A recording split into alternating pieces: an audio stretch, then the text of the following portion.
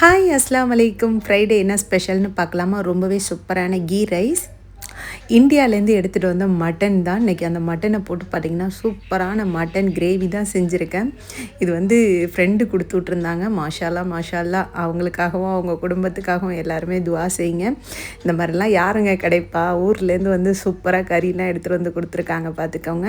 Thursday நைட்டே பார்த்திங்கன்னா அவங்க கறி இந்தியாவிலேருந்து வந்துருச்சு. ஸோ ஃப்ரைடேலாம் பார்த்திங்கன்னா எனக்கு காலையிலே வந்து கறி கொடுத்து விட்டுட்டாங்க. ஏன்னா நான் ஃப்ரெஷ்ஷாக செய்வேன் அப்படிங்கிறதுனால ஃப்ரெஷ்ஷாக செஞ்சோன்னா ரொம்பவே சூப்பராக இருந்துச்சு. அது கூட பார்த்திங்கனாக்கா பெப்பர் சிக்கன் கொஞ்சமாக செஞ்சுருக்கேன்.